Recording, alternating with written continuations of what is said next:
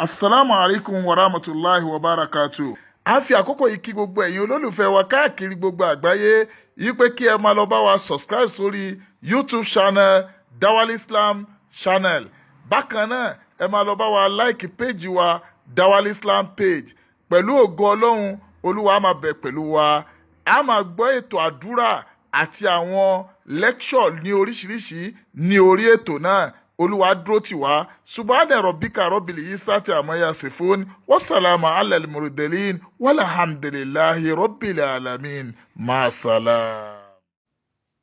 أعوذ بالله من الشيطان الرجيم بسم الله الرحمن الرحيم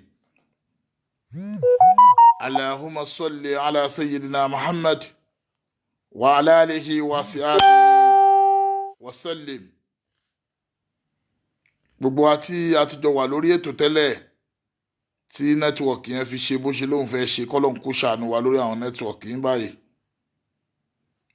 Ẹ jọ̀ọ́ ẹ má bínú ẹ̀yin yẹn wa. Pẹ̀lú ògo Ọlọ́run á jẹ́ kó dúró báyìí. Nẹ́tíwọ̀kì náà Ọlọ́run á jẹ́ kó dúró. Olúwakẹ́mi Ayáọlá nẹ́tíwọ̀kì yẹn ló kọ́ọ̀tì bẹ́ẹ̀ yẹn. Kọ́lọ́n kó ṣàánú wa ẹ má bá wa ṣí ẹ̀. Alájà wa Fatima Gàjí àti wọlé padà ẹ má bá wa ṣí ẹ̀ nẹ́tíwọ̀kì yẹn ni. Ohun tí a fẹ́ bára wa sọ̀rọ̀ lé lórí lénìí bada a'udhu billahi minash shaitani rajim bismillahir rahmanir rahim. Nǹkan tí ó ṣe gbogbo aláǹfààní ni kódà tọ́lọ́n bá yọ̀ǹda fún wa kó kálukú wa ẹ jẹ́ ká ti mú báírò wa àti ìwé wa ká mú sọ́wọ́ nítorí pé èyí tá a fẹ́ fi hàn wá lénìí ni pé a fẹ́ fi àwọn miracles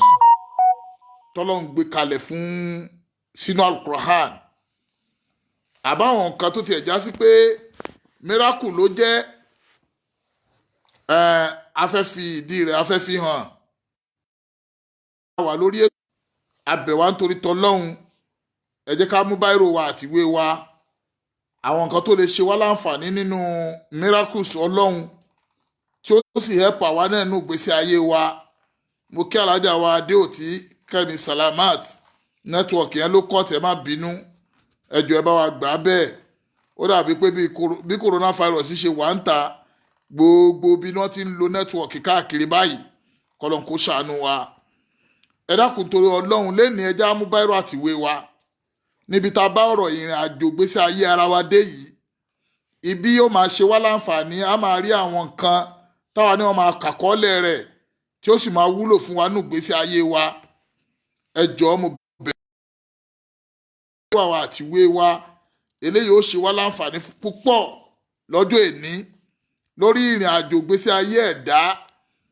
A fẹ́ sọ̀rọ̀ nípa miracle of God. Àwọn wo ni àwọn mùjísà àwọn àmì Ismail Ọládìméjì kò ní bàjẹ́ inshallah. Àwọn wo la àmì tọ́lọ́run sọ fún wa pé àwọn mùjísà lélẹ́yìí nǹkan ìyanu tó yẹ pé tí wọn náà bá rí ọmọ yìí pé àṣọ Ọlọ́run ní àwọn miracles ó ní lọ́wọ́ tí ìsì máa ṣe fẹ́ dá. Ibẹ̀ láti máa rí àwọn àkàndá Ọlọ́run àwọn tọ́lọ́run kàndá àkàndá ni wọ́n. Tó bá lọ fẹ́ forí gbá wọn ó fẹ́ forí gbá nǹkan ẹ̀mí inú ni. Ọlọ́run ò àbíọ́ gbogbo ẹni tẹ́ ń bá wa ṣí ẹ̀ à ń rí yín pẹ̀lú ògo Ọlọ́run bẹ́ẹ̀ ṣe ń ṣí ẹ̀ yẹn ọwọ́ tẹ̀ fi ń ṣí ẹ̀ yẹn gan Ọlọ́run ò ní jẹ́ fọwọ́ náà kò ní jẹ́ kẹ́ fi gbọ́mọ sí ọwọ́ náà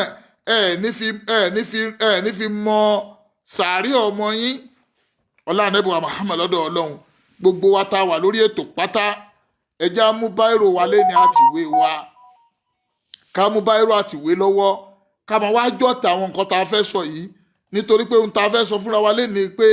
kí la lè lò nínú ayé wa tá a bá rí pọ́rọ̀ fẹ́ máa dàrú kí la lè lò tá a máa fi ṣe agbára. Ọlọ́run gbé gbogbo ẹ̀ sínú Al-Qur'an èèyàn ló fi já sí pé miracle àkọ́kọ́ tá a kọ́kọ́ sọ léni ẹ jẹ́ ká kọ́kọ́ mú miracle ẹ̀yọ̀ kan tá a kọ́kọ́ sọ. The first miracle tá a máa mention léni òun náà ni Al-Qur'an al-Karim. Kí ni mo pè é? Al-Qur'an Karim.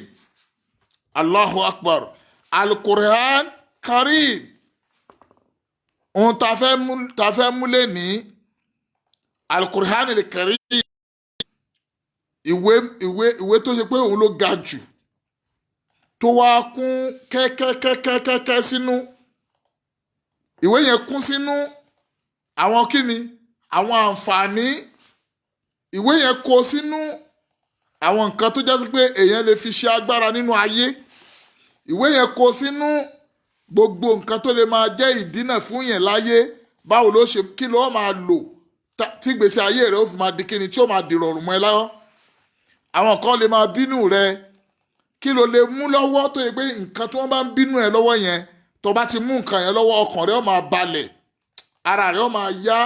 ìdùnnú ó sì máa dé bá ẹ nínú ayé ọmọ ìyá mi tó wà pẹ̀lú mi lórí ètò lénìí mo fẹ́ bẹ̀ wá nítorí Ọlọ́run má fi ṣeré má pè ní àgúnlá kì bá dùn mọ́ mi kó múwèé àti báírò lọ́wọ́ lénìí níbikíbi tó bá wà kí wọn náà lè jàǹfààní oore ńláńlá eléyìí nínú ìrìn àjò gbésí ayé ẹ̀dá tẹ́dá bá ń rìnrìn àjò gbésí ayé rẹ̀ lọ yóò ní àwọn nǹkan tí àwọn challenges kan tí ó fojú kàn nínú ayé wọ́n fẹ́ di ẹ lọ́wọ́ yìí pé ò ní rọ́nà lọ wọ́n fẹ́ gba nǹkan tí ń bẹ lọ́wọ́ rẹ wọ́n fẹ́ gbà lọ́wọ́ rẹ wọ́n fẹ́ so ẹ́ mọ́lẹ̀ yìí pé ọkọ̀nà tó fẹ́ gbà ọmọ ìyá mi tó bá ti gbá miracle Ọlọ́run tí mo fẹ́ wí fún ẹ lẹ́nìí tó bá ti gbà mú ọ̀rọ̀ rẹ ti dayọ̀ nìyẹn ibi tá a délé ni pé a ti débi Allahu Akbar ọ̀rọ̀ ibi tọ́rọ̀ ò ti ní dàrú mọ́ yẹn lọ́wọ́ mọ́ nínú ayé a ti débẹ̀ báyìí a débẹ̀ báyìí ẹ jẹ́ ká kọ́kọ́ wo àwọn onílàákàyè àwọn ọ̀jọ̀gbọ́n wọ́n ní wàfí khatimil Qur'ani ridwanlahu walgina wà ní mọ́tòhù wàlẹ̀ ẹ̀ńsọ̀ minhu taritila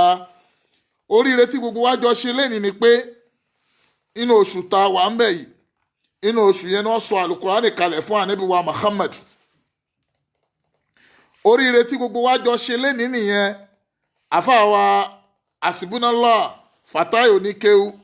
pẹ̀lú ògo Ọlọ́run kò ní bàjẹ́ àfàwà Abdul Fatai Adeleke àní nínú oríire tí gbogbo wa jọ ṣe lẹ́nìí kùránì tá a fẹ́ fi yanjú mẹ́rákù tèní fún wa wàláì inú oṣù tá a wà ń bẹ̀ yìí náà ni kùránì sọ̀kalẹ̀ fánibùwà Muhammad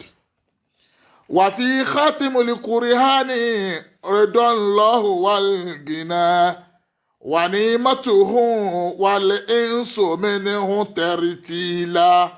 Allah wà fi khatimul Qur'ani ridwanlahu walgina wà ní mọ́tòhù wal insu minhu taritila gbogbo ń tó bá gbé lọ́wọ́ láyé tó bá fẹ́ yọ́nú Ọlọ́run pé mo fẹ́ kí ayé yìí káwọn èèyàn máa yọ́nú sí mi nínú ayé àfi kó lọ di alukurani mú mo fẹ́ lówó àfi kó lọ di alukurani mú mo fẹ́ gbé ayé rọrùn àfi kó lọ di alukurani mú mo fẹ́ tí mo bá kó láyé tán kí ìgbẹ̀yìn mi kó dùn bí ẹni pé mo tún wà nínú ayé àfi kó lọ di alukurani mú wà fi khatimul Qur'ani ridwanlahu walgina gbogbo ohun tí ń jẹ́ ọrọ̀ ayé gbogbo ohun téèyàn lè fi lálàáfíà láyé tó ò ní ronú para rẹ tó ò ní ronú yí pé mo fẹ́ lọ pokùnso tó ò ní ronú pé kí ni mo wá ṣe láyé ganan tó bá ti gbálù kùránì mú gẹ́gẹ́ bí miracle kan àkọ́kọ́ wàláì ó ti láṣeyọrí inú ayé rẹ nù ni báwo ló ṣe wá mọ̀ yí pé ó ti láṣeyọrí ẹ mọ̀ yí pé nínú ìrìn àjò gbésí ayé ẹ̀dá àwọn nǹkan kan wà téèyàn gbọ́dọ̀ máa ní lọ́wọ́ ẹni tí ò ní kùránì lọ́wọ́ ó pòfo nǹkan ẹni tí ò mọ kùránì tí ò sì gbọ́ kùránì tí ò sì tẹ̀lé ọ̀rọ̀ kùránì ó pòfo púpọ̀ nítorí pé gbogbo ohun tí kùránì kó sínú yìí ó lágbára púpọ̀ ní ìmọ̀ Ọlọ́run tá à ń pè ní dẹ̀ra Ọlọ́run ń bẹ nínú àlùkùránì hínsù Ọlọ́run tá à ń pè ní ìyìn ọ̀gbọ́ ń bẹ nínú àlùkùránì tọ́bọ́ tiẹ̀ wá lè ka kùránì tó wọ́n ń ka tẹ̀léra wọn àbó ń gbọ́ àlùkùránì ọ̀gbọ́ tó ń gbọ́ tẹ̀léra wọn ìdẹ̀ra Ọlọ́run yóò sì máa dénú gbèsè ayé rẹ̀ ibi tó nira nínú ayé rẹ yóò sì máa dìrọ̀rùn mọ́ ẹ lọ́wọ́. Allahu akbar. Wa man lam yahisul Qur'ana wa azaza gairahu. Ẹ̀rẹ́ ni tó bá ti lè mú nǹkan míì tó gbẹ̀yìn fún ìwé míì tó yàtọ̀ sálù Qur'ani wa azaza gairahu, tó mú Qur'ani tó yẹpẹrẹ tó ní ẹwẹ́ gbàgbé Qur'ani jáde. Qur'ani ò lè jẹ́ kárọ̀ náà lọ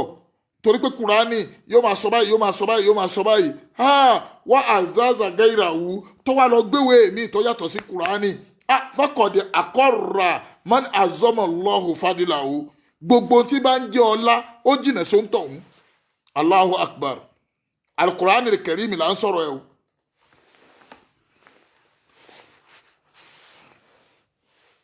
Al-Qur'an là ń sọ̀rọ̀ rẹ̀ o.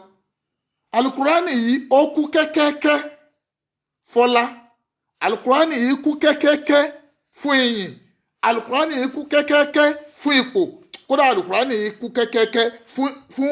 fún gbogbo nǹkan tí ń jẹ́ àlàáfíà nínú ayé. Ẹ gbọ́ àyọlò Al-Qur'an. Ọlọ́run fẹ́ bá wa sọ̀rọ̀. Bada a'udhu billahi minash shaitanir rajim, bismillahir rahmanir rahim. Al-Qur'an tí ń sọ̀rọ̀ rẹ̀ yìí o. Innahu la Qur'anu karim fi kitabin makinun la yamassuhu illa al-mutahharun tanzilu min rabbil alamin. Tanzilu min rabbil alamin. Innahu la Qur'anul karim. Anika wonu Al-Qur'ani. Innahu la Qur'anul karim. Qur'ani yìí lápọ́nlé púpọ̀. Qur'ani yìí ní àpọ́nlé púpọ̀. Àpọ́nlé Ọlọ́run ti kó gbogbo ohun tí máa ń jẹ́ àpọ́nlé, ó ti kó sínú Al-Qur'ani. Sórí bí Qur'ani ṣe lápọ́nlé, tó bá wá gbá Qur'ani mú bẹ́ẹ̀ ni wọ́n náà bẹ̀rẹ̀ sí lápọ́nlé láyé. Ẹ̀yin gbọ́ pé wọ́n gbé Al-Qur'ani rí, wọ́n wá nítọ̀ ẹ lọ jùúnù. Ẹ̀yin gbọ́ pé wọ́n gbé Al-Qur'ani rí, kẹ́nìkan wá ní ẹ má Al-Qur'ani ẹ ṣe bó ṣe wù yín. Bí mọ́tá sí Al-Qur'ani ò ṣe dàrú, Ọlọ́run má jẹ́ kí ìgbésí ayé ẹnì kọ̀ọ̀kan wá dàrú. Mọ́tá sí Al-Qur'ani ò dàrú o. Tó bá fẹ́ ka Qur'ani nsìn, ó gbé láti Suratul Fatiha, ó wá ka tán, ó ka Suratul Bakara, ó lọ Suratul Imran. Tó bá kó ńbẹ̀, ó lọ Suratul Nisa. Tó bá kó ńbẹ̀, ó lọ Suratul Maida. Bó ṣe máa wá lọ nìyẹn, bó ṣe máa lọ́nà Al-Qur'ani. Sórí bó ṣe ń lọ́nà Al-Qur'ani yẹn, ọlá ń dé, ipò ń dé, àánú ń dé ni.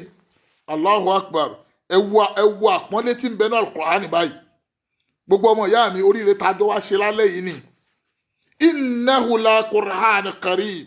Inú Al-Qur'ani tá ń wí yìí o, àpọ́nlé tí ń bẹ bẹ̀ kọjá díẹ̀ o. Fi kitabin makinun. Àti kó àwọn tírà, àti kó nǹkan jọ sínú Al-Qur'ani fún yín púpọ̀ jù. La yamassuhu illa al-mutahharun. Ọwọ́ tó wá dọ̀tí kèé ká Al-Qur'ani. Ẹ gbọ́, wọn èé fọwọ́ dọ̀tí kan, wọn èé fi gbé Al-Qur'an. La yamassuhu illa al-mutahharun. Àwọn tó mọ́ ni wọ́n máa ń gbé Al-Qur'ani lọ́wọ́. Kó tó di pé èèyàn ó mọ iyìn tí mò ń sọ̀rọ̀ lé lórí. Kó tó di pé èèyàn ó lè mọ àgbéga tí ń bẹ ní Al-Qur'ani. Ó di dandan ká nìyẹn tí kọ́kọ́ jẹ́ ẹni tó jẹ́ pé Ọlọ́run ti ṣe kíni, Ọlọ́run ti pè é lẹ́ni mímọ́. Qur'ani ó wá ṣe kíni, yóò wá ṣe déédéé ara rẹ̀. Qur'ani ó wá ṣe déédéé ìgbádùn ìgbésí ayé rẹ̀. Sọ́ra ni tó bá ti rọra rẹ̀ kalẹ̀ pé mo rọra mi fún Qur'ani,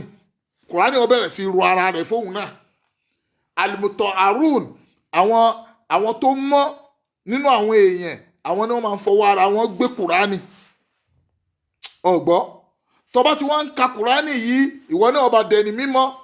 mímọ́ díẹ̀ tí ń bẹ lára rẹ tó fi bẹ̀rẹ̀ sí máa fọwọ́ ẹ gbé Qur'ani, tó fi ń súnmọ́ Qur'ani, nítorí pé tanzilu min rabbil alamin. A sọ Qur'ani kalẹ̀ fún ará Saudi nìkan o. A sọ Qur'ani kalẹ̀ fún ará Egypt nìkan o. A sọ Qur'ani kalẹ̀ fún ará Amẹ́ríkà nìkan o. Ọlọ́run sọ pé tanzilu min rabbil alamin. Tanzilu min rabbil alamin. Aláṣọ Al-Qur'ani kalẹ̀ fún gbogbo àgbáyé. Kódà kìí ṣe èèyàn nìkan. Àlùjùnú gan gbọ́ Qur'ani. Àwọn ẹranko inú igbó tó bá gbọ́ Qur'ani, wọ́n mọ̀ pé àwọn ti ń ka Qur'ani. Ẹ rí i pé àpèjúwe rẹ̀ oríṣiríṣi là ń rí. Àwọn kan gbé Qur'ani, bẹ́ẹ̀ bá gbé Qur'ani sẹ́rẹ̀ kó létí, tára rẹ̀ bá ń gbọ̀n tẹ́lẹ̀, yóò sì rọ̀, inú rẹ̀ ó máa dùn pé òun gbọ́ Qur'ani lọ́wọ́. ẹ gbọ́ gbogbo wọn tó wá fẹ́ ṣoríire bẹ́ẹ̀ nítorí pé o ti mọ̀ pé déédéé ohun tí ń bẹ ní Al-Qur'ani ohun tó tóbi ni ó sì kún kẹ́kẹ́kẹ́ sínú ọlá. Allahu Akbar, má fẹ́ ọwọ́ kékeré mú Kùránì mọ́. ṣe rí Kùránì òun gẹ́gẹ́ ní tí Ọlọ́run gbé kalẹ̀ ní mẹ́rákù àkọ́kọ́ tó yẹ pé tí gbogbo àwa mùsùlùmí bá dì mọ́ Kùránì á jẹ á yó á gbádùn, àlàáfíà ó dáàrin wa, ìfọ̀kànbalẹ̀ ó dáàrin wa, gbogbo ohun tí bá ń jẹ́ ìrọ̀rùn ayé yóò sì máa ṣẹlẹ̀ sẹ́dà. àmọ́ níjọ́ tó bá ti wò ó pé Kùránì yóò jẹ́ nǹkan kan jàre, níjọ́ náà ló ti ta gbogbo ohun tí ń jẹ́ oríire tí ń bẹ lára rẹ̀. ọmọ ìyá mi inú kádàrá ìrìn àjò gbésí ayé òun ló fi ṣe dandan fún wa ká mọ̀ ń pa Al-Qur'an. tá a bá wá mọ̀ tá a ti kẹ́kọ̀ọ́ rẹ̀ ká máa wá gbọ́ lọ́dọ̀ àwọn àfáà pé ẹ dákun ẹ ka Kùránì sí mi létí, ká máa fi Kùránì ṣe fàájì, ká máa gbọ́ Kùránì gbogbo ìgbà. ṣoré tí o bá ń gbọ́ ní Al-Qur'ani yẹn ni wọ́n máa mọ ẹ̀mọ̀ yìí pé àṣọrẹ́ pọ̀ ní Al-Qur'ani báyìí. ọmọ ìyá mi ohun tó lé tọ́wọ́ ẹ̀ ò tẹ̀ tó bá wá gbá Kùránì mú ọwọ́ ẹ̀ ó bẹ̀rẹ̀ sí máa tẹ̀ nǹkan náà. nǹkan tó ti ṣe kí ni tó ti lé tọ́wọ́ ẹ̀ ò tẹ̀ tọ́wọ́ ẹ̀ ò débẹ̀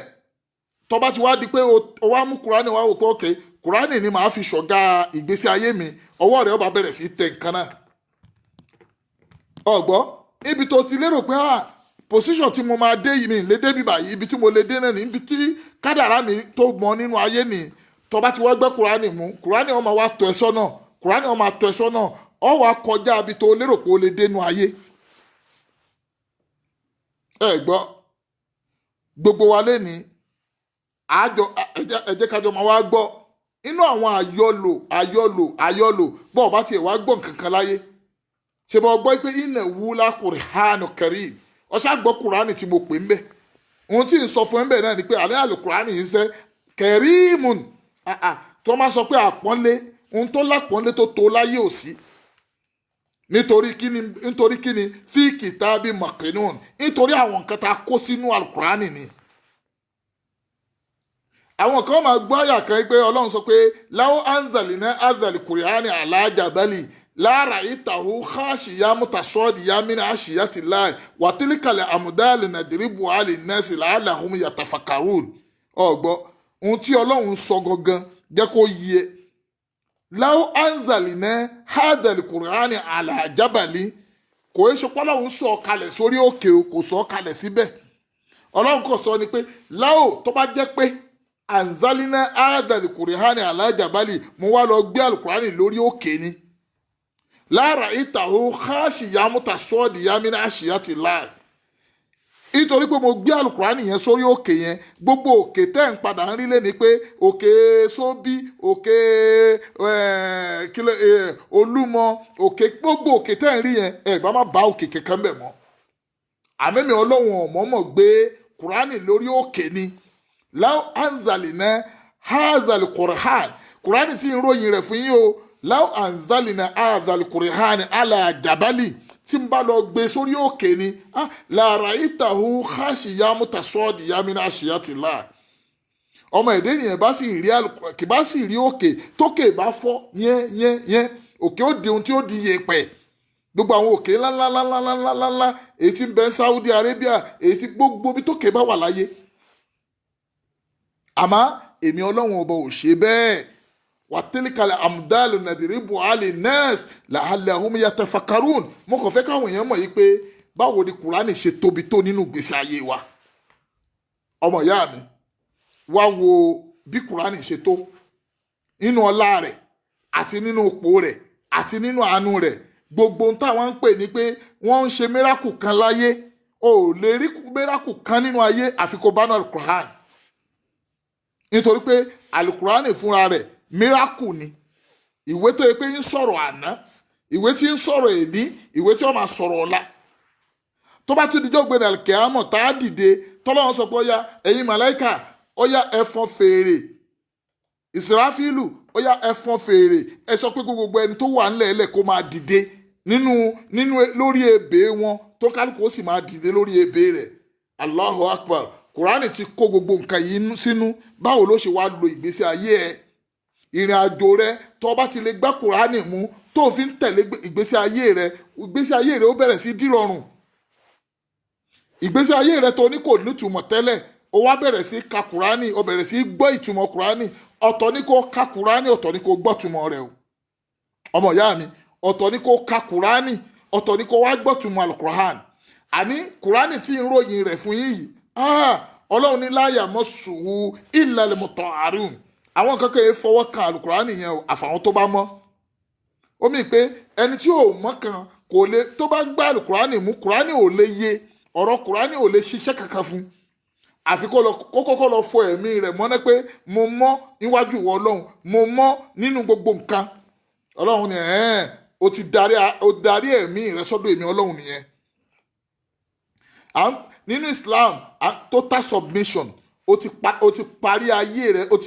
ó ti dára rẹ̀ lẹ̀ fọlọ́run pé Ọlọ́run ìwọ ló ní bó o ṣe lè ṣe mí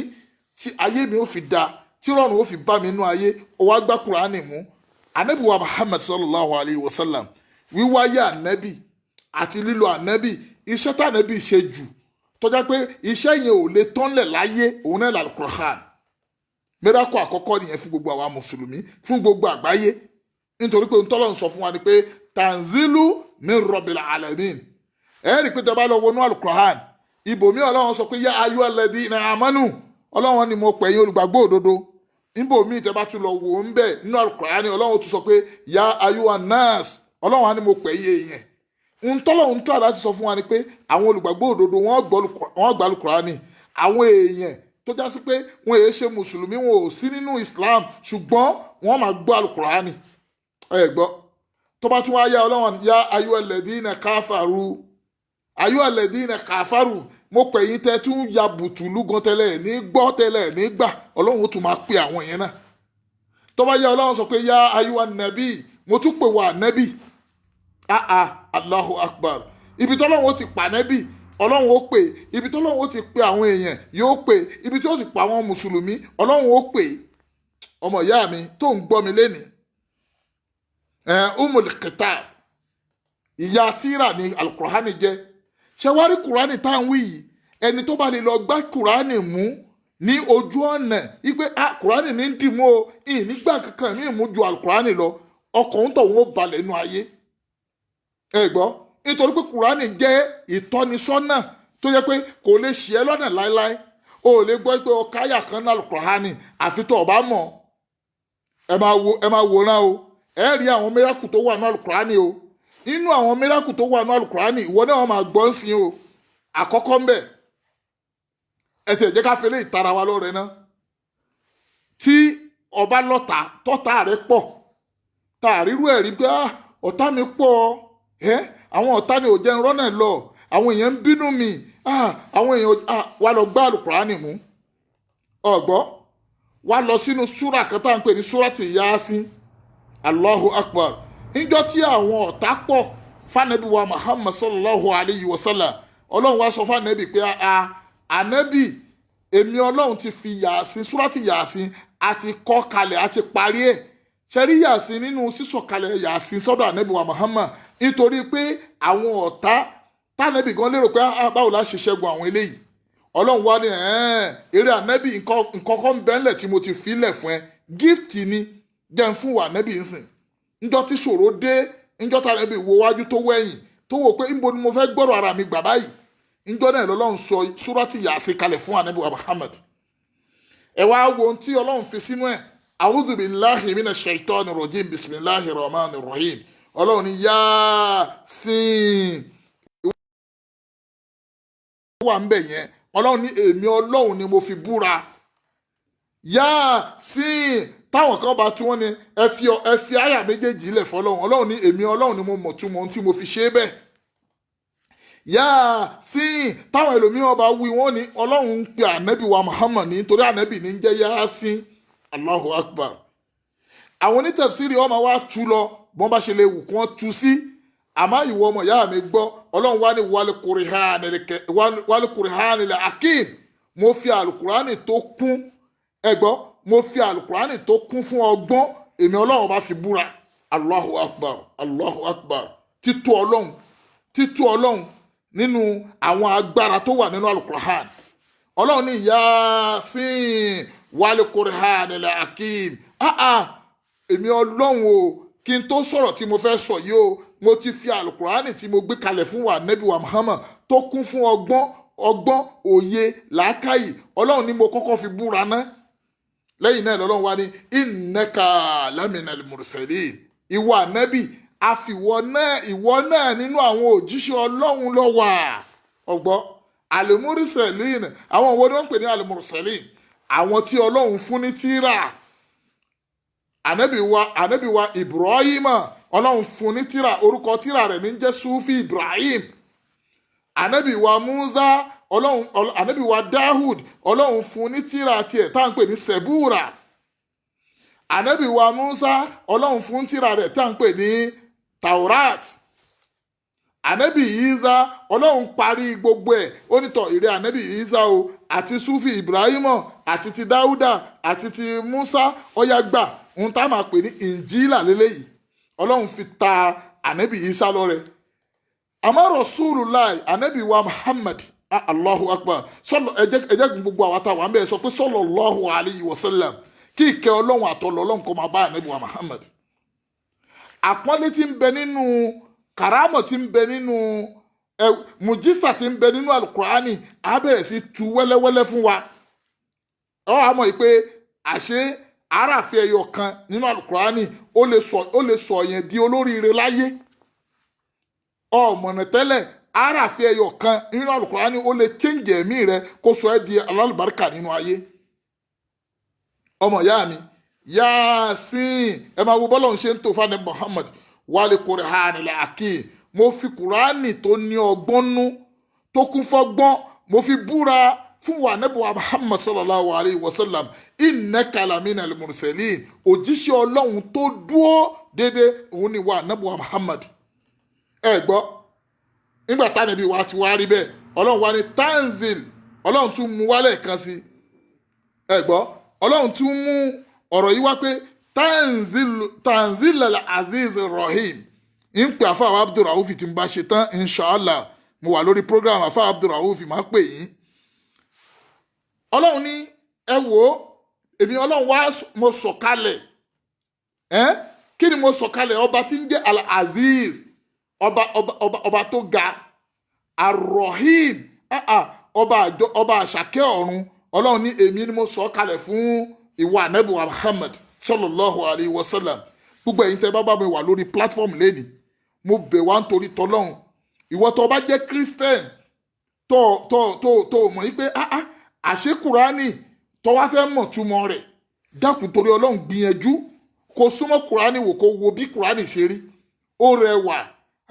ráàmọ̀ tó wà nù rẹ̀ kìí ṣe kékeré ṣèfáàwù tó wà nù rẹ̀ kìí ṣe kékeré ọ̀rọ̀ gbìyànjú tó wà nù rẹ̀ kìí ṣe kékeré tó bá wá mọ̀ ọkàn rẹ̀ ó balẹ̀ gbogbo kìtàkìtà tó ń ṣe láyé ara rẹ̀ ó balẹ̀ nítorí gbogbo nǹkan ló gbọ́nú Al-Qur'an ọmọ ìyá mi mo sọ fún yín pé miracle àkọ́kọ́ tá a kọ́kọ́ sọ lé ní Al-Qur'an ni Qur'an yìí a máa kí ọ àwọn disease nínú ara ì máa kí ọ àwọn disease tí ń bẹ nínú ọkàn ì sì máa kí ọ disease tí ń bẹ nínú ara Allahu Akbar ẹ gbọ́ wọ́n pè ní amuradul kulub wa amuradul abdan àwọn àárẹ̀ tí máa ṣe ọkàn tí máa ba ọkàn jẹ́ Kùránì ó tọ́jú rẹ̀ fún yẹn inú òun bàjẹ́ ọwá lọ gbé Al-Qur'an kó kàn gbé Al-Qur'an lọ́wọ́ báyìí pé ọlọ́run wọlá yìí pé inú Al-Qur'an tí mo gbé lọ́wọ́ yìí bó ṣe tóbi tó gbogbo ohun tí ń bà mí inú jẹ́ ọlọ́run sọ ọ́ dìdùnnú fún mi ọlọ́run ó sì bẹ̀rẹ̀ sí sọ nǹkan náà dìdùnnú fún yẹn ọmọ ìyá mi àkọ́kọ́ nìyẹn tó gbọ́ Kùránì tún wá jẹ́ nǹkan tó yẹ pé òun ló tún guidance ló tún wá jẹ́ ẹ gbọ́ nǹkan tí máa ń gbé ni mọ̀nà lọ síbi kíni fún àwọn ohun tá à ń pè ní humanity tí mo ti ń ṣàlàyé fún wa bọ̀ látilẹ̀ bó bá lówó lọ́wọ́ Kùránì sọ bó ṣe ná owó rẹ tó bá ní mímọ̀ Kùránì sọ bó ṣe ná ìmọ̀ rẹ Kùránì sọ gbogbo béèyàn ṣe lè lò gbésí ayé tí gbésí ayé ó tún wá fi rọrùn kọjá bí tó rọrùn dé ọmọ ìyá mi tó bá wá wò complete cure ní Al-Qur'an jẹ́sẹ̀ fún gbogbo àìsàn téèyàn lè máa wò nú ayé ẹ wá wo àwọn àǹfààní tó wà ń bẹ o. Àkọ́kọ́, tó bá ka alukurani ó rore gbà. Ẹ̀kejì, tó bá lísì sálùkùránì ó rore gbà. Ẹ̀kẹta, tó bá lẹ́nu ọ̀gbọ́ tó bá kọ́ àlùkùránì pé ó yá ẹ kọ́ mi ń kùránì mo fẹ́ mọ̀ ọ́ ó tún wá gba oore ẹ wo àǹfààní tó wà ní àlùkùránì. And all your problem yóò sì bẹ̀rẹ̀ sí máa disappear. Gbogbo problem tó ń sọ pé mo ní problem báyìí mo ní problem báyìí mo ní problem báyìí kùránì ó sì bẹ̀rẹ̀ sí máa tún gbogbo nǹkan ìgbésí ayé rẹ nítorí pé the journey of life tó ń rìn lọ bó o ṣe ń lọ yẹn tó bá ti lè gbá kùránì mú ọkàn rẹ ó bẹ̀rẹ̀ sí balẹ̀ ni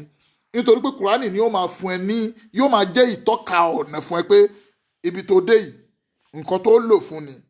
ibi tó dé yìí ohun tó fẹ́ lò fún ni ibi tó dé yìí èyí tó lò fún ni ṣùgbọ́n tó o bá ti mọ̀ ó ṣubú tó o bá ti mọ̀ ó ṣìnà nítorí pé alukurani jẹ́ ìwé kan tó já sí pé ohun tó kó sínú ni pé ìtọ́nisọ́nà tó ga ni. Ẹ máa wọ àwọn mẹ́rákù tó wà ní kurani nìyẹn o bá lísìtì sí kurani o ti ṣoríire tó bá ka alukurani o ti ṣoríire tó ń bá ń lẹ́ni kurani lọ́wọ́ o ti ṣoríire ọ̀gbọ́ gbogbo nǹkan tí bá wá ń jẹ́ àdánwò tí ń bẹ lára rẹ yóò máa wá disappear. Tó bá tún wá lè ka kùránì dáadáa inspiration wa bẹ̀rẹ̀ sí wá lẹ́nu iṣẹ́ tó wà báyà iṣẹ́ tó ń ṣe ni àbí ìkọ́kọ́ ló tiẹ̀ fẹ́ ṣe ni tó kù díẹ̀ káàtó inspiration bẹ̀rẹ̀ sí dé fún ẹ ó kàn jókòó báyìí ó kàn rí pé nǹkan kan ń sọ̀rọ̀ fún ẹ nínú ìgbésí ayé ẹ pé ọ̀bádẹ̀ máa ń rìnrìn ẹ báyìí ó ṣe gbégbá bí báyìí sórí ibi tí ń tọ́ ẹ sọ́nà sígbà tó ń ka kùránì lọ́wọ́ yẹn ibi ọ̀nà nìyẹn. Allahu Akbar títóbi alukurani nìyẹn o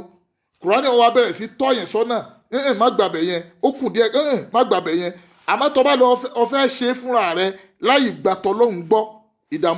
inú ìdààmú lèyàn máa wọ̀ ọ̀gbọ́ kùránì a máa tọ́ yẹn sọ́nà pé má lọ bẹ̀rùn ibi báyìí ni kò lọ tó bá tún wá ka kùránì tó bá gbọ́ kùránì yé tí wọ́n bá tútù mọ́ kùránì fún wọn pé kùránì ni a má ṣe báyìí ok ìṣe mọ́ kùránì ni a má ṣe báyìí ìṣe mọ́ sórí ètò òṣè mọ́ yẹn èyí tó wá fẹ́ ní dáadáa ọlọ́run wa bẹ̀rẹ̀ sí tì sí ẹ yọ bẹ̀rẹ̀ sí tì ẹ sí ẹ yọ bẹ̀rẹ̀ sí tì sí ẹ. Allahu Akbar ọmọ ìyá mi ò rí nǹkan tó ń dúró dè ẹ́ wájú alukurani ń dúró dè ẹ́ pé wá bá mi lálejò kémi ṣe ẹ́ ní kí n wá ṣe ẹ́ lóore oore tó o fojú ara ẹ kàn rí láyé níjọ́ tó bá ti bẹ̀rẹ̀ sí máa wá wò pé mo sọ̀rẹ́ndà ara mi fún alukurani níjọ́ náà lórí oore tó o rí láyé oore ó sì bẹ̀rẹ̀ sí wọ́wọ́ rẹ̀ ibi tó ronú sí rí láyé ìrònú rẹ yóò bẹ̀rẹ̀ sí change bí èèyàn bá ti ń ka kùránì borí èèyàn ò bá sẹ́tù tẹ́lẹ̀ orí ó sì bẹ̀rẹ̀ sí sẹ́tù téèyàn bá bẹ̀rẹ̀ sí ka kùránì àwọn nǹkan tó ti ń wò pé wàláhì mi nígbà bó ṣe ká ba ilé ayé yìí jẹ́ bó ṣe kí n ba ti lágbájá jẹ́ yóò bẹ̀rẹ̀ sí kó lẹ́mìí rẹ pé kò yẹ kéèyàn ba tèèyàn jẹ́ àánú ọlọ́run bẹ̀rẹ̀ sí sọ̀kalẹ̀ sára rẹ kùránì ni máa ń gbé oore wá fún yẹn tí àánú ọlọ́run ọba fi máa ń sọ̀kalẹ̀ sára èèyàn inspiration ó bẹ̀rẹ̀ sí dé ìwọ náà ó bẹ̀rẹ̀ sí máa rí pé ọlọ́run nǹkan kan wà náà kùránì yìí spirit kùránì ó bẹ̀rẹ̀ sí bá ẹ sọ̀rọ̀ Allahu Akbar tító fún ọlọ́run ọba náà inú àwọn power tó wà nínú kùránì nìyẹn pé inspiration ó bẹ̀rẹ̀ sí dé fún ẹ ìwọ náà ó bẹ̀rẹ̀ sí máa jókòó ó bẹ̀rẹ̀ sí máa rí pé wọ́n ní ká má ṣe léyìí mo jìnnà sí wọ́n ní a má ṣe léyìí mo jìnnà sí látara bẹ́ẹ̀ ọlọ́run ọmọ wa ti àwọn nǹkan tí ó tì sí ẹ tẹ́lẹ̀ ibẹ̀ ló ti wá rí pé ohun tí ń dínà oore lára ẹ tẹ́lẹ̀ ni pé àìtẹ̀lọ́rọ̀ ọlọ́run tí ń bẹ nínú alukurani tẹ́lẹ̀ òun ló ń dínà oore tó pọ̀ lọ́dọ̀ rẹ ọmọ ìyá mi alukurani ni kí n sọ fún ẹ lẹ́ni pé òun dúró díẹ̀ fi gbogbo nǹkan tó ń ṣe tẹ́lẹ̀ lẹ̀ wá súnmọ́ alukurani kódà bó bá ṣe oṣù mẹ́ta ló bá lè wò pé ẹ jẹ́ ń kọ́ ẹ̀kọ́ kí n tiẹ̀ mo tiẹ̀ fẹ́ gbọ́n pa kurani ó yá ẹ máa ka kurani sí mi létí mo tiẹ̀ fẹ́ mọ̀ ń pa alukurani kí ló wà nú alukurani yìí gan tí wọ́n ní ó lóore nú ó lágbára tó jẹ́ pé ẹ rí i pé ẹlòmíì ti máa ń ka kurani lọ́wọ́ yóò sì máa bọ́ omijé yóò sì máa jáde lójú ẹ̀. ọmọ ìyá mi irú àwọn ẹ̀kọ́ tó lè kọ́ tí wọ́n ní ó tún fi ṣoríire nínú ayé lélẹ́yìí alukurani tóbi púpọ̀ ju alukurani mo sọ fún yín Ọlọ́run sọ fún wa pé law anzalna hadal qur'ana ala jabali la ra'aytahu khashiyan mutasadiyan min khashiyatillah wa tilka al amdalu nadribuha linnas la'allahum yatafakkarun. irọ́ o Ọlọ́run ò gbé Kùránì lórí òkè ni o law anzalna lọ́lọ́run sọ o tó bá jẹ́ pé mo bá gbé lé orí òkè ni la ra'aytahu khashiyan mutasadiyan min khashiyatillah. ẹ̀rí tí òkè ó sì di gbogbo ó sì kù ẹ̀ sì ní rí kankan bẹ̀ mọ́ ẹ̀ ní rí òkè mọ́. òkè yìí tọ́lọ́run ń sọ̀rọ̀ lé lórí àwọn òkúta ńláńláńlá òun lọ́lọ́run fi gbé ilẹ̀ ẹlẹ́dúró. Ọlọ́run wa sọ pé tóun bá lọ gbé Kùránì ìwé mímọ́ nì tí mo bá gbé sórí òkè bá ti fọ́tọ́ pátá Ọlọ́run ni mo mọ̀ máa gbé lé ni nítorí pé ọ̀rọ̀ tí ń bẹnu rẹ̀ ó kọjá ọ̀rọ̀ tí ojú rẹ̀ lè tó. gbogbo ẹni tí bá ń ka Kùránì láyé àwọn àfáà lè máa wà lórí platform bí mo ṣe ń sọ̀rọ̀ yìí tó bá ka Kùránì láàárọ̀ yìí tó bá tún fi kà á lọ́sàn-án ìtumọ̀ tó ń fún ẹ láàárọ̀ yóò tún máa fún ẹ ní ìtumọ̀ míì lọ́sàn-án tó bá tún fi kà á lálẹ́ yóò tún gbé ìtumọ̀ míì wá fún ẹ lálẹ́. Kùránì ó máa wá jẹ́ kí ọpọlọ tí ò tóbi tẹ́lẹ̀ ọpọlọ bẹ̀rẹ̀ sí í fẹ̀ sí làákàyè ó bẹ̀rẹ̀ sí máa dé inú rẹ̀. wàláhì téèyàn bá bẹ̀rẹ̀ sí ka Kùránì inú èèyàn bẹ̀rẹ̀ sí dùn. àìlówó lọ́wọ́ ó máa wí pé owó dé nísìnyí Kùránì ó bẹ̀rẹ̀ sí fi ẹ́ lọ́kàn balẹ̀. Allahu Akbar. gbogbo ẹni tó bá wà lórí ètò pẹ̀lú mi lẹ́ni miracle àkọ́kọ́ tọ́lọ́run ní kí ànábì wa Muhammad sallallahu alayhi wa sallam kó gbé fún wa Al-Qur'ani jẹ́ kan bẹ́ẹ̀. now nígbà tí gbogbo wa ti wá mọ̀ bẹ́ẹ̀ ó sì ń dúró dè wá ó sì sọ fún wa pé òun ní ẹ̀ní lẹ́gbẹ̀ẹ́ yìí. ṣé mo pé lánàá nígbà tí mò ń ka orin kan nígbà tí mò ń ka ọ̀rọ̀ kan nínú Al-Qur'ani mo ní Ọlọ́run sọ fún ànábì wa Muhammad pé ìrí ànábì ṣe bẹ́ẹ̀ mi Ọlọ́run ọba ni mo á ṣe bẹ́ẹ̀ inna a'daynahu sabila imma shakira wa imma gafura. tó bá rí ẹni tó bá ní gbogbo Kùránì tí wọ́n ń kà fún òun ọ̀fẹ́ gbọ́ òun ọ̀fẹ́ gbà fílẹ̀ ìmọ̀ ṣàkìrá wa ìmọ̀ gàfúrà bó bá wù ú kó gbọ́ bó bá sì wù ú kó sọ pé òun ọ̀gbọ́ la ilaha illallah. gbogbo ẹ̀ náà ló lẹ́sẹ̀ níwájú èmi Ọlọ́run. ọmọ ìyá mi tó wà pẹ̀lú mi lẹ́nìí a ti sọ fúnra wa nípa bí Al-Qur'ani ṣe ń tóbi tó nínú miracle tọ́lọ́run gbé kalẹ̀ fún. a ti sọ nǹkan tí ńgbà tọ́lọ́run fẹ́ gbé súrátì Yásìn kalẹ̀ fún Muhammad bí ṣòro yẹn ṣe tó Ọlọ́run sọ fún ànábì pé kò sí ṣòro kankan fún wa ànábì mo fẹ́ sọ súrà kankanlẹ̀ fún ẹ. súrà yìí wọ́n ti ń kà síwájú kí wà ànábì tó dé àmọ́ mo fi pamọ́ fún wà ànábì ní nítorí ọjọ́ ṣòro báyìí Ọlọ́run wá sọ kalẹ̀ fún ànábì wa Muhammad. ànábì wa fi súrátì Yásìn jagun ànábì fi súrátì Yásìn ja ogun tó pọ̀. ọmọ ìyá mi ogun tí wọn náà ń jà lọ́wọ́ Kùránì tó láti ja ogun ẹ̀ yóò sì mú ẹ tó jẹ́rí gbogbo ogun yẹn bó ṣe lè wù kó tó. ọmọ ìyá mi Kùránì ń dúró díẹ̀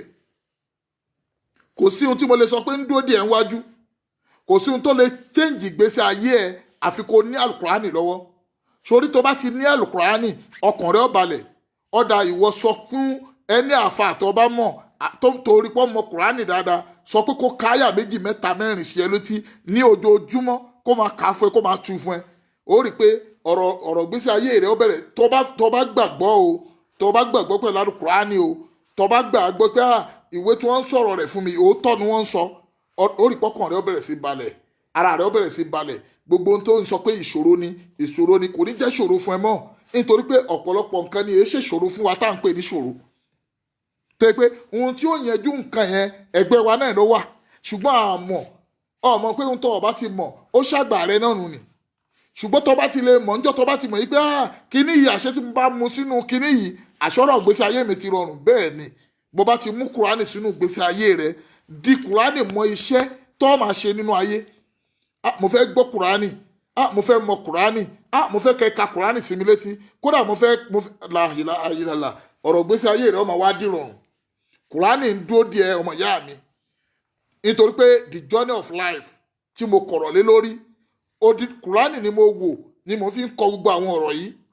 Kùránì ó máa wá tọ́ yẹn sọ́nà yóò máa wá tọ́ yẹn sọ́nà tó bá fẹ́ fẹ́yàwó Kùránì ó tọ́ ẹ sọ́nà báwo la ṣe ṣe fúnyàwó yẹn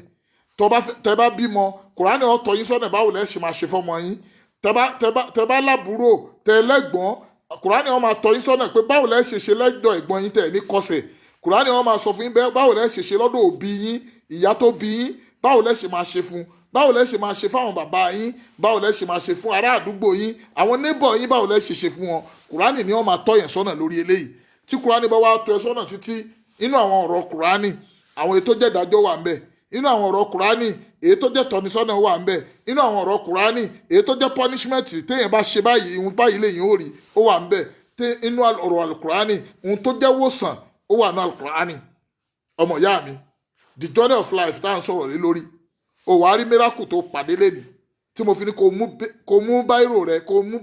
mú pẹ́ẹ̀nì rẹ pẹ̀lú ìwé rẹ mú sọ́wọ́ kó bá lè wá gba irú àwọn oore yìí. Wisdom tó wà ní alukùránì mo fẹ́ túlẹ̀ fún ẹ lẹ́nìí. ọ̀gbọ́ knowledge tó wà ní alukùránì mo fẹ́ túlẹ̀ fún ẹ lẹ́nìí. Guidance tó wà ní alukùránì mo fẹ́ túlẹ̀ fún ẹ lẹ́nìí. ọmọ ìyá mi tó bá wà pẹ̀lú mi lẹ́nìí kùránì ló sọ bẹ́ẹ̀ fún wa o pé wàdùn náà ṣe lómìnà alukùránì ma huwa shifahun wa rahmatun lil mu'minin wala yasidu salimina illa azar.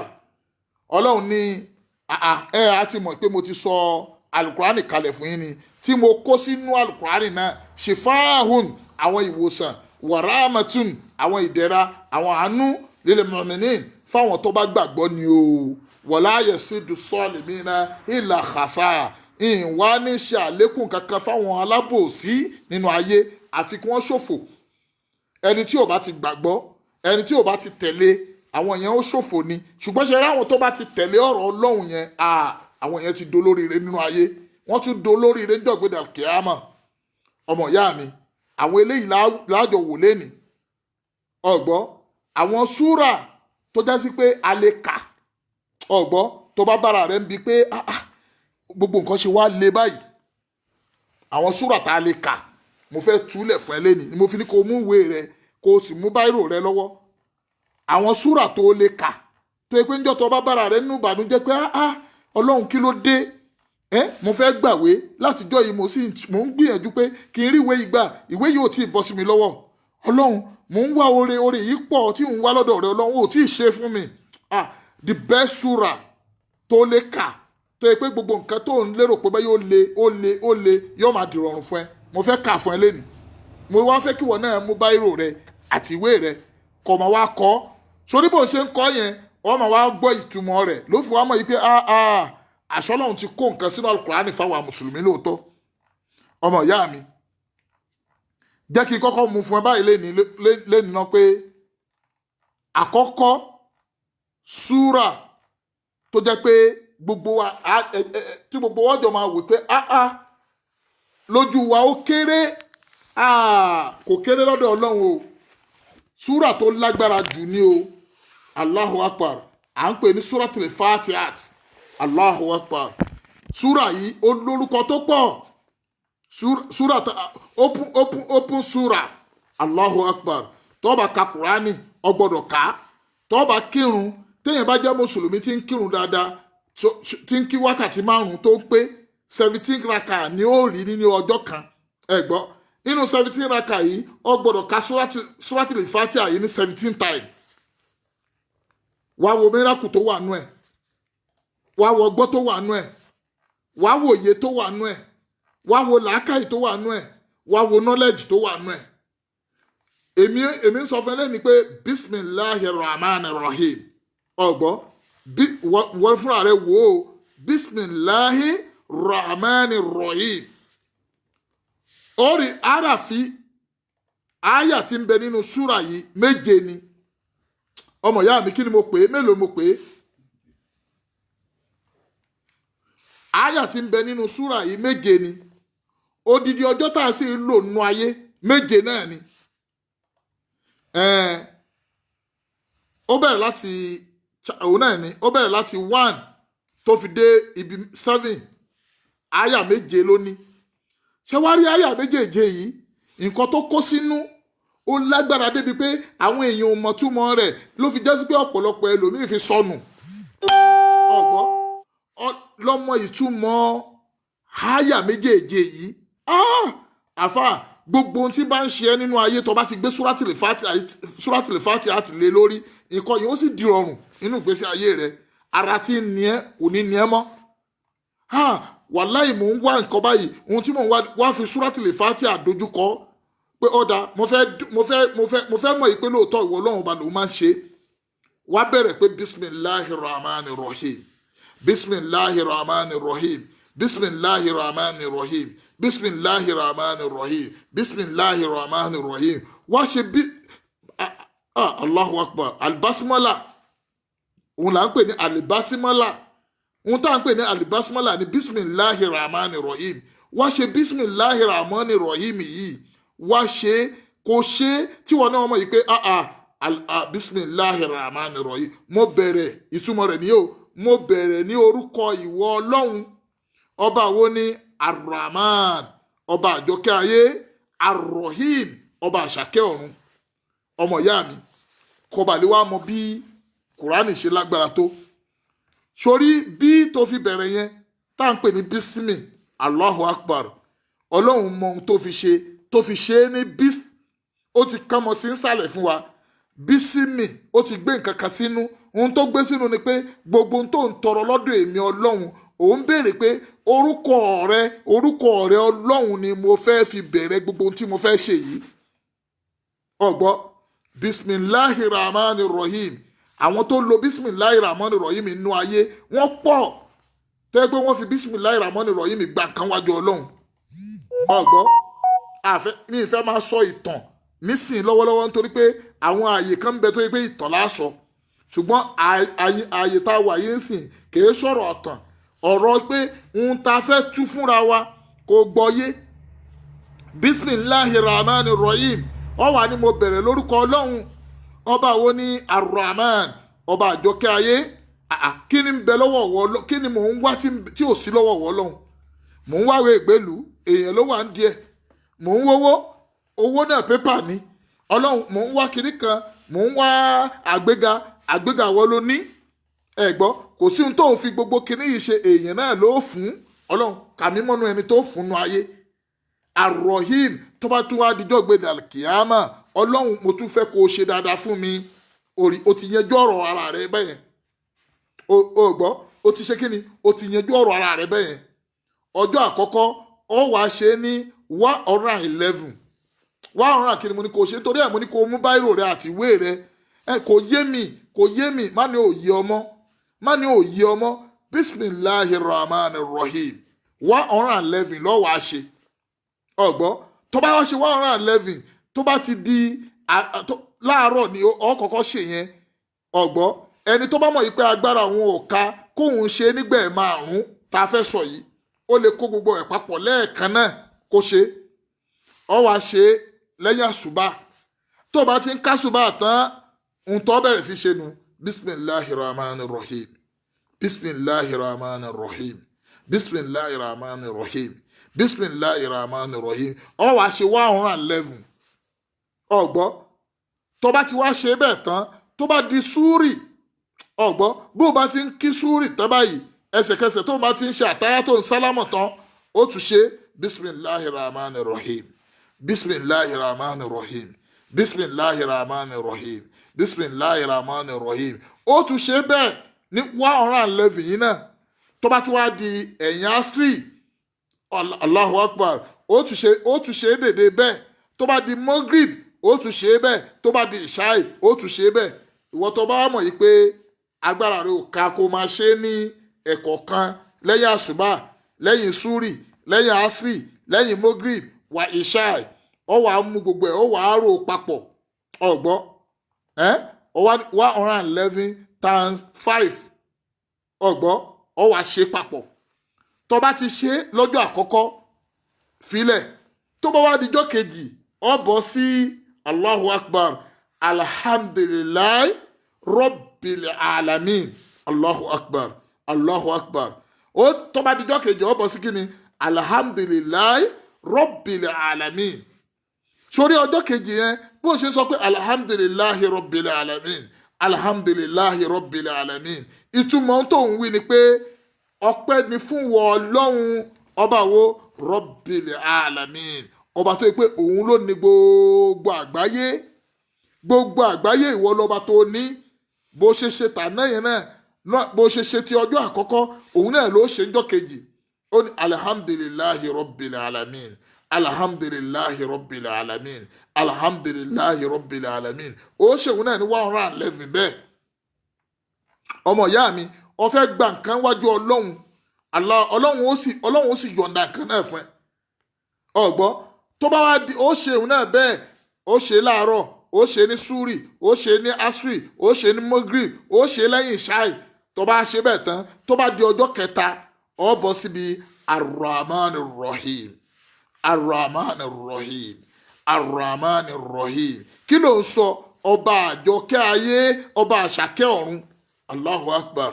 tó bá ṣe yẹn tán tó bá di ọjọ́ kẹrin àbẹ́ẹ̀kọ́ ó bọ́ síbi máàlìkì yaumidin máàlìkì yaumidin máàlìkì yaumidin máàlìkì yaumidin máàlìkì yaumidin ó tún ṣe yẹn náà ní 111 bó ṣe ń ṣe yẹn náà lọ́ọ́ máa ṣe bó ṣe wá ṣe nìyẹn tó bá wá débi iyyaka na'budu wa iyyaka nasta'in ẹwà déhùn ti ń bẹ láàrin ọlọ́run àtànẹ́bí wa Muhammad agreement tànẹ́bí sáìn ni mò ń fún ẹ lẹ́nìí ànẹ́bí sáìn agreement yìí láàrin òun àtọlọ́run tó dáa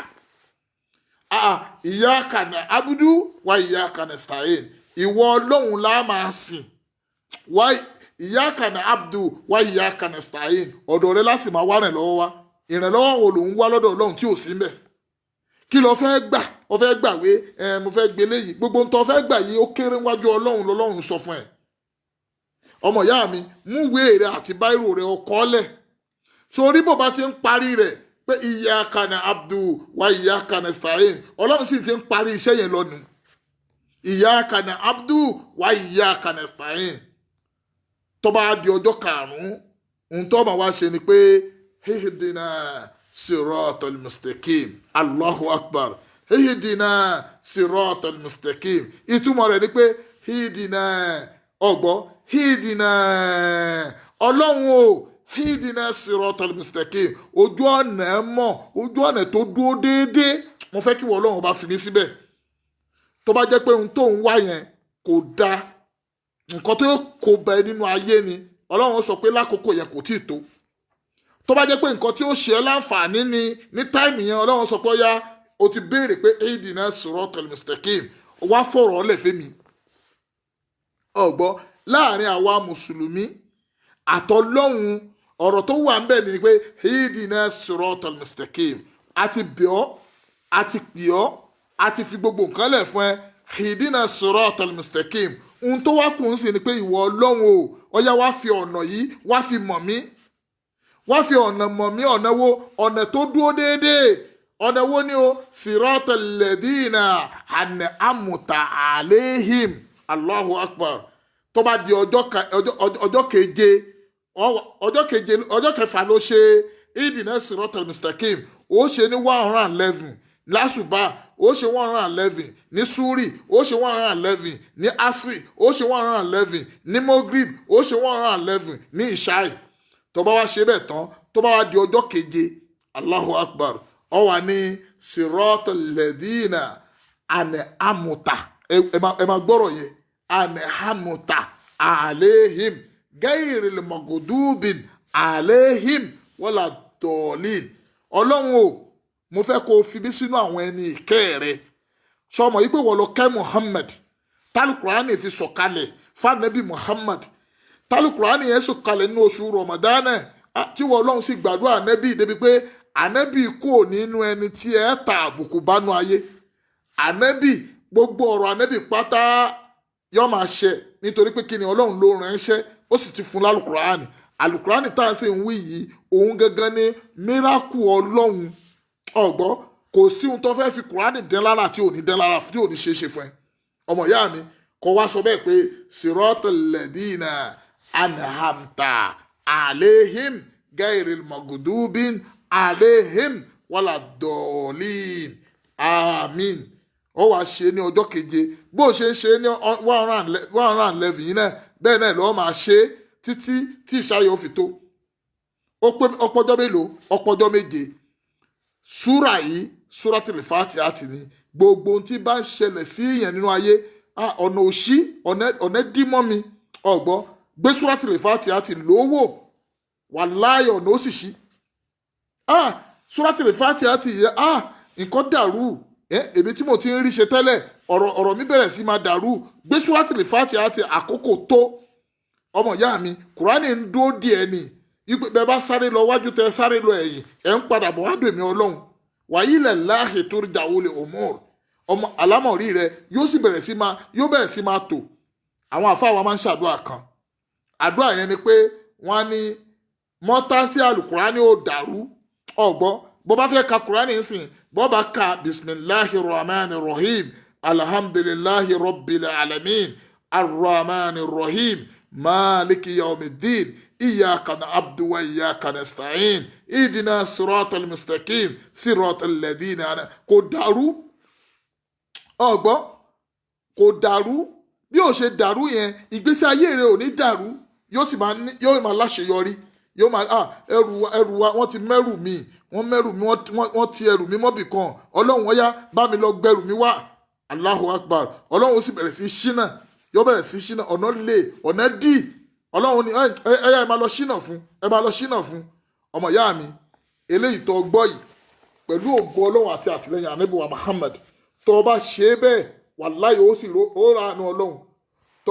tó bá ń parí rẹ̀ ọmọ ìyá mi kó bá lè dẹ lójú sórí tó bá ti ń ṣe ń wá ọ̀ràn lẹ́fì yẹn ní àṣùbà tán kó tó parí ti ọjọ́ àkọ́kọ́ tó ti ní bisimilahi rahman rahim yẹn ọ wà bá délẹ̀ pé bisimilahi rahman rahim alhamdulilahi rabbil alamin arrahman rahim maliki yawmiddin إياك نعبد وإياك نستعين اهدنا الصراط المستقيم صراط الذين أنعمت عليهم غير المغضوب عليهم ولا الضالين آمين bó wá ń wù ẹ́ wá tọrọ ohun tó bá fẹ́ ọgbọ́n ó ti parí suratul Fatiha àtọjọ́ yẹn nù bisimilahi rahman rahim ló ṣe àmọ́ ó tún wá kà á délẹ̀ bẹ́ẹ̀ ó dákẹ́ tó bá di àsìkò súrì náà bẹ́ẹ̀ náà ló ṣe ṣe tó bá di asiri bẹ́ẹ̀ náà ló ṣe ṣe mọ́gírì bẹ́ẹ̀ náà ó wá ṣe bẹ́ẹ̀ fọjọ́ méje pẹ̀lú ògo ọlọ́run gbogbo ohun tó ń sọ pé kò tó yìí ọlọ́run ọba sọ pé kí nǹkan náà máa tó àkọ́kọ́ nìyẹn inú tá a fi tara wa lọ́rẹ lórí ìrìn àjò gbèsè ayé ẹ̀dá tí ayé ẹ̀dá mi bá dàrú ọwọ́ ọlọ́run ló wà ohun tó lè wá fi gba nǹkan lọ́dọ̀ ọlọ́run náà ni ọ̀rọ̀ ọlọ́run pé ọlọ́run o ìwọ náà ló lè ṣe ọyá bá mi tó ọ̀rọ̀ yìí ọlọ́run ó sì bẹ̀rẹ̀ sí tò ẹlẹ́ẹ̀kejì nínú tí mo fẹ́ fún ẹ lẹ́nìí ọ̀gbọ́ ẹlẹ́ẹ̀kejì nínú nǹkan tí mo fẹ́ fún ẹ ó wúlò púpọ̀ ọmọ ìyá mi tó o bá bẹ̀rẹ̀ sí ṣe é ó rí i pé oore pọ̀ lọ́dọ̀ ọwọ́ ọlọ́run ọba nì yóò bẹ̀rẹ̀ sí ṣípayá oore fún ẹ nítorí pé ohun tó ń sọ yẹn ó ti lágbára jù ìwọ gógó ò mọbi tó lágbára dé àfi tẹ́mi rẹ ọba dúró pẹ̀lú ọlọ́run ọba lórí ibẹ̀ ni kí ni gbólóhùn náà à ń pè ní suratul ikhlas kí ni mo pè é suratul ikhlas ọ̀gbọ́n surati kí ni mo pè é suratul ikhlas súrà yìí Allahu Akbar súrà yìí dá púpọ̀ nítorí pé anabi wa Muhammad sallallahu alayhi wa sallam ìgbà tí wọ́n lọ béèrè question lọ́wọ́ anabi ipe ìrẹ́ anabi tí ẹ dúró wọ́n ń sọ wípé o ní òun sọ̀rọ̀ ọlọ́run kan ọlọ́run wo ló ń sọ̀rọ̀ rẹ̀ ọ̀gbọ́ ọlọ́run wo ni àwa láwọn òòṣà a ní òòṣà báyìí wọ́n bẹ̀rẹ̀ sí dárúkọ gbogbo òòṣà tí wọ́n ní ànábì wa Muhammad sallallahu alayhi wa sallam ọlọ́run wa ránṣẹ́ sànábì pé ìrẹ́ ànábì máa bá mi sọ fún wọn kúl bisimilahi rahman rahim ọlọ́run ní kúl ìrẹ́ ànábì sọ fún wọn pé huwa Allahu ahad ọba tí mò ń sọ̀rọ̀ rẹ̀ fún yín Allahu ahadun ọba kan ṣoṣo ni ọba kan kò pé méjì kò sí lẹ́nìkan tó jẹ́ gbákejì rẹ̀ tí sọ pé ọya ẹja àjọ ṣe Allahu akbar kí ni mo sọ fún yín huwa Allahu ahadun alọ́lọ́hun tí mò ń sọ̀rọ̀ rẹ̀ fún yín ahadun ọba kan ṣoṣo ni o kò pé méjì o òun nìkan ni inú sámà òun nìkan ni inú lẹ́lẹ̀ òun nìkan ni lórí òkè òun nìkan ni ní gbogbo bí ọlọ́run yìí nìkan ló wà o kò sọ́lọ́run ọba mi o Allah ànábì wa fẹ́ ròyìn ọlọ́run ẹ máa gbọ́ Allahu samad ọlọ́run wa ànábì wa ni kódà ọlọ́run tí mo tún ròyìn rẹ̀ yìí Allahu samad ni ọba àjírò nìkan ni ọmọ ìyá mi níbi tí wọ́n ti láwọn ọ̀fẹ́ rí ẹ nínú ayé ẹ gbọ́ wọ́n láwọn ọ̀fẹ́ rí mí rẹ látàn ọ̀gbọ́ níbi tí wọ́n ti sọ pé wàláhì ọkọ̀ nàbí tí ó gbà ó wá bẹ̀rẹ̀ sí ṣe suratul ikhlas òun béèrè lọ́dọ̀ ọlọ́run pé ọlọ́run ìwọ lọ́ba àjírònú kan wo bí gbogbo ayé bá ti ń jí ọlọ́run o tí wọ́n bá láwọn fẹ́ ṣàbúrú fún mi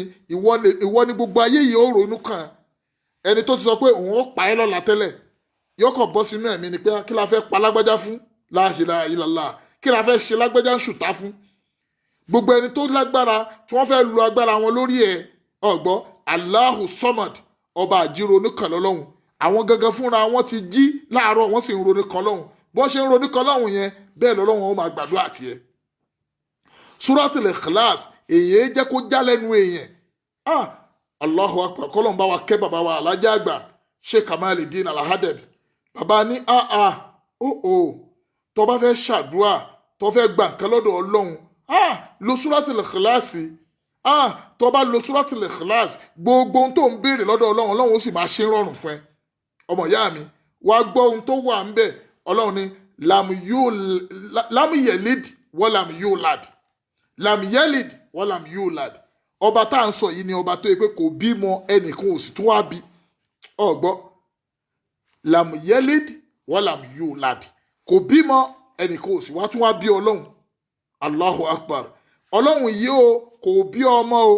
ẹnìkan ò tún wá bí ọlọ́run ó lè sọ pé ọlọ́run o bàbá ọlọ́run àti ìyá ọlọ́run ni ọlọ́run ni kò sí wọn èéfì ròyìn mi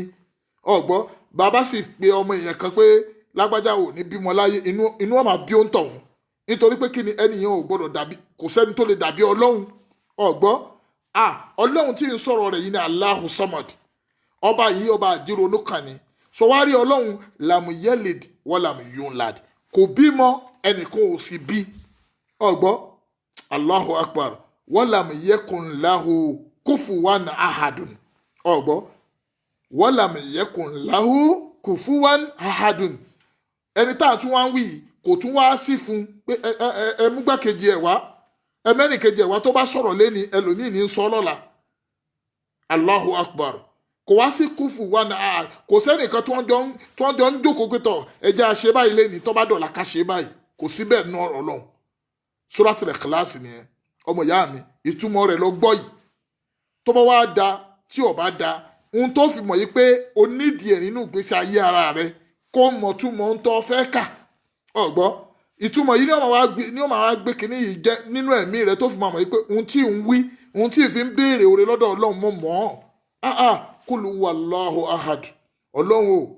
ọba tó yẹ pé òun náà ní ọba ọ̀kan ṣoṣo Allahu Samad ọba tí ń wí náà lọ́ba àjírò nìkan lam yelid ọlọ́run yìí o kò bímọ o walam yulad ẹnìkan ò sì bí ọlọ́run ọba walam yakun lahu kufuwan ahad kò sì sẹ́nìkan tá a sọ pé igbákejì ọlọ́run lélẹ́yìí àbí tá a fi ṣe igbákejì ọlọ́run pé tọ̀ lẹ́yìn náà o tọ́lọ́run bá sọ̀rọ̀ lẹ́ni òun náà sọ̀rọ̀ lọ́la ọmọ ìyá mi Suratul Ikhlas lọ gbọ́ yìí nínú àwọn nǹkan tí ń jẹ́ miracle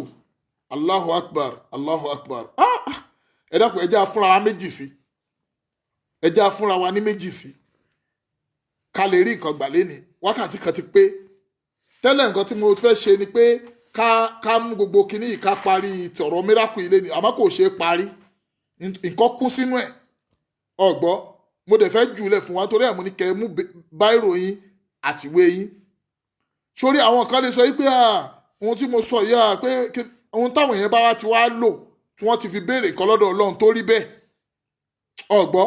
ohun táwọn èèyàn kan bá ti lò tí wọ́n ní àwọn máa fi kíní ìgbà nǹkan lọ́dọ̀ ọlọ́run tó rí bẹ́ẹ̀ àwọn ẹni ọlọ́run ti fi gbà nǹkan lọ́dọ̀ ọlọ́run ó rí bẹ́ẹ̀ fún wọn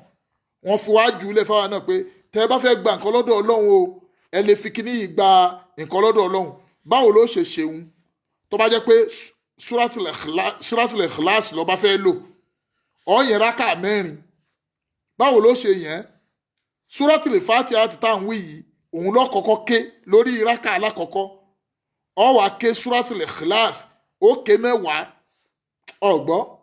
ó ké kí ni Suratul Ikhlas ó ké mẹ́wàá tó bá ké mẹ́wàá tán tó bá di rákà ẹlẹ́ẹ̀kejì ó ké Suratul Fatiha ó wá ké Suratul Ikhlas ó ké 20 ọ̀gbọ́ tó bá di rákà ẹlẹ́ẹ̀kẹta ó ké Suratul Fatiha ó wá ké Suratul Ikhlas táwọn wí ó ké 30 ọ̀gbọ́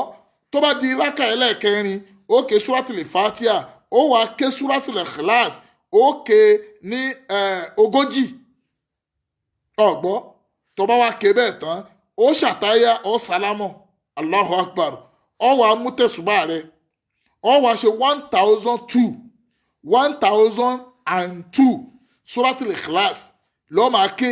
bismillahir rahmanir rahim qul huwallahu ahad Allahu samad lam yalid walam yulad walam yakun lahu kufuwan ahad. Allahu Akbar. Ọmọ ìyá mi 30 ní jẹ́ ọgbọ̀n yóò dáa fún ẹ̀yin ará Èkó 30 ní jẹ́ ọgbọ̀n 20 ní jẹ́ ogún 10 ní jẹ́ mẹ́wàá ọ̀gbọ́ 40 ní jẹ́ 40 30 ní jẹ́ ọgbọ̀n 10 ní jẹ́ mẹ́wàá 20 ní jẹ́ ogún 40 ní jẹ́ 40 tó bá ti ṣe bẹ́ẹ̀ tó ṣe àtáyá tán tó sálámọ̀ tán ẹgbẹ̀rún kan àti méjì ni mo sọ fún wa pé a ṣe tí ń jẹ́ 1002 ìyẹn ló ké lẹ́yìn ìgbà tó bá ti ṣe kíni tó bá ti sálámọ̀ tán Allahu Akbar kí ló fẹ́ gbà wájú ọlọ́run tọ́lọ́run wá ní fún ẹ ohun tó yóò dà fún 1002 ọlọ́run o ìwọ náà ni ọba àjírònú kàn ní ẹ̀ wàláhì ìwé mi ò jáde wọ́n ń blọ́ọ̀kì ẹ̀ lọ́tún wọ́n ń blọ́ọ̀kì ẹ̀ lọ́sìn kí ni ń jẹ́ bẹ́ẹ̀ ọ̀nà ó bẹ̀rẹ̀ sí true fún ẹni gbogbo nǹkan náà ó bẹ̀rẹ̀ sí da ó bẹ̀rẹ̀ sí ohun tó ohun tí ń dààmú lé lórí láìmọye ọdún yóò bẹ̀rẹ̀ sí máa ṣeéṣe fún ẹ ọmọ ìyá mi ló bẹ́ẹ̀ kó wò ó bó ṣe ń rí kó wá nígbàgbọ́ pẹ̀lú ẹ̀ pé Suratul Ikhlas tí mo fẹ́ ṣe yìí ọlọ́run mo fẹ́ fi gba nǹkan lọ́dọ̀ rẹ̀ ó ti di méjì bẹ́ẹ̀ ẹ jẹ́ tó bá di ọ̀la méjì kan tún wà tá a tún filẹ̀ tí ó fi jẹ́ mẹ́rin lẹ́yìn ìgbà yẹn láti wá bọ́ sí inú àwọn ètò kan nítorí pé ìrìn àjò gbésí ayé ẹ̀dá ohun tí wọ́n bá ti rí àti tèmi bá ti rí tó ṣe wá láǹfààní òun láfi máa kọ́gbọ́n lórí ètò yìí ní lọ́síwájú òfin máa bẹ́ẹ̀ nìkọ̀ọ̀kan wa ibi tá a délé ní ọlọ́run a fi àwọn nǹkan tá a fi bẹ ìwọ ọlọ́run a fi bẹ ọ́ a fi Suratul Fatiha àti bó ṣe tóbi tó pẹ̀lú àyà méjèèjì tí ń bẹ nínú Suratul Fatiha a fi bẹ̀wọ̀ ọlọ́run o gbogbo tọrọ ẹnìkọ̀ọ̀kan tí bàtà ti ń ta òǹkálùkù wa lẹ́sẹ̀ yá ọlọ́run dákun mo bẹ̀ ọ́ ni bá mi yanjú ọ̀rọ̀ mi ọlọ́run dákun iṣẹ́ ṣe mi tí mò ń ṣe yìí bá ń fa àlùbáríkà sí i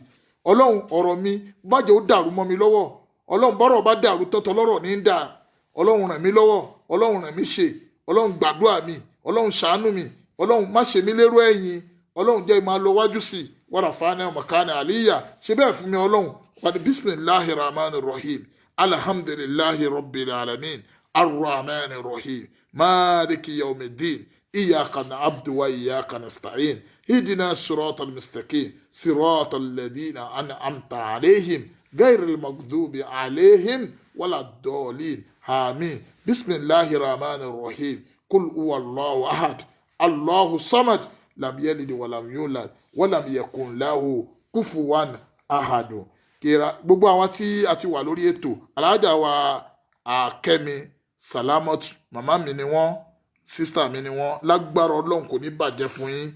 àtẹ̀yìn àtọmọ àní fojú sunkún ara wa ọ̀làjíjọ́ kan ṣiṣẹ́ ọlọ́run wọ́n ti ń fẹ̀yìn pọ̀n wá bọ̀ tipẹ́tipẹ́ àjábọ́ mọ́ wọn lẹ́yìn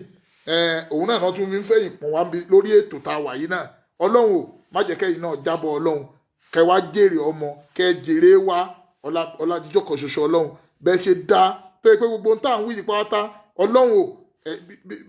gbogbo ìgbàlẹ̀ yìí náà ń kà á ọlọ́run bá ò ní jẹ́ káyé yín bàjẹ́ ọlọ́run Muhammad lọ́dọ̀ ọlọ́run mo kí gbogbo àwa tí a wà lórí ètò pẹ̀lú wa alájà sísá wa Olúwakẹ́mi Ayaọlá kò ní bàjẹ́ fún inshallah ẹ̀ ń tẹ̀lé wa pẹ̀lú inú tó da ọlọ́run ò ní kọ̀fẹ́ yín náà o àtẹ̀yìn àtọmọ yín àtẹ̀yìn àtọkọ yín àtẹ̀yìn àtibítẹ́ wà aburú ò ní ṣe yín ọlọ́run Muhammad lọ́dọ̀ ọlọ́run alájà wa Fatima Mọ́gàjí Ojúróyè ẹ̀ fi wálẹ̀ ńgbà kan ọlọ́run ò ní fẹ̀yìn náà lẹ̀ pẹ̀lú ògo ọlọ́run iwájú lẹ́ẹ̀ máa lọ nira burú ibi tá a bá rìn àjò yìí dé yìí lágbára ọlọ́run kò ní sú wa kò ní rẹ̀ wá ayé wo yóò máa nítumọ̀ sí ni inshallah brother wa Ismail Ọládìméjì àtìgbà tẹ́yìn tí ń tẹ̀lé wa nínú yín ti ń dùn ẹ̀ sì ń tẹ̀lé wa lójoojúmọ́ ayé yín ò ní bàjẹ́ o ọlọ́run Muhammad lọ́dọ̀ iwájú lẹ́ẹ̀ máa lọ ayé yín ò ní dàrú alájà wa Kudrat Ọlárẹ̀wájú wọ́n wà lórí ètò pẹ̀lú wa kò ní bàjẹ́ fún yín o gbogbo ẹ̀yin tí ẹ̀ ń jọyìn wa tó yẹ pé a lè porúkọ yín àárí yín ọlọ́run rí yín ju àwa lọ mayor Bọ́lájí láti ìlú France kò ní bàjẹ́ inshallah iwájú lẹ́ẹ̀ máa lọ àánú ọlọ́run yóò máa bá yín gbé Bọ́lájí jọ̀kan ṣoṣo ọlọ́run Alhaji wa Fatai Adeleke wọ́n ti wà lórí ètò pẹ̀lú wa ayé yín ò ní bàjẹ́ o ọlá ànábì wa Muhammad lọ́dọ̀ ọlọ́run àti gbogbo àwọn tí wọ́n wọlé Alhaja wa Kudrat mo kí yín gbogbo wa náà lápapọ̀ á ṣoríire ọ̀rọ̀ wa ò ní bàjẹ́ mọ́ wa lọ́wọ́ àánú ọlọ́run ìdẹ̀rọ̀ ọlọ́run yóò máa bá wa ọlá àmínà. Ẹ jẹ́ kí a tètè dé sórí platform lọ́la ní dèdè aago mọ́kànlá aago mẹ́wàá Nigerian time là ń bẹ̀rẹ̀ tó ń sìn àyè tí wo àwọn program yìí tẹ́lẹ̀ ẹ lọ bá wa subscribe sórí YouTube channel wa Dawali Islam YouTube channel ọlọ́run ó jẹ́ kí gbogbo wa bá níbi tó lérè ọlá ànábì wa Muhammad lọ́dọ̀ ọlọ́run kìràkìtà wa lójoojúmọ́ lójú ọ̀nà dáwà tó èsì làmìyá máa jà ṣe lásán bàbá lókè láyé ń bí pẹ̀lú ọ̀run lágbolé bàbá wa lágbolé màmá wa nínú ẹbí àwa láàrin ọ̀rẹ́ àwa láàrin ọ̀tá àwa àní níbi tó dára dé là ń ṣọpẹ́ níbi tó ṣẹ́kùn sí là ń bẹ̀bẹ̀ sátí àtúnbẹ̀ ṣe kó sátí àtúnbẹ̀ ṣe àní olúwa ló sọ pé kàmí abẹ aláìní bẹ máa kò ní ṣẹlẹ̀ sátí àlòpàṣẹ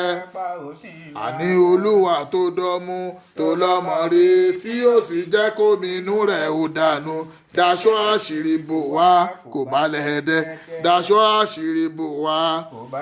àní yẹyẹ ní yẹyẹ lé ayẹ wá kalẹ̀ rírọ ní ràdábà àárọ̀ wà lọ́rùn aṣọ lékeleke kì í dọ̀tí ìgbésí ayé àwa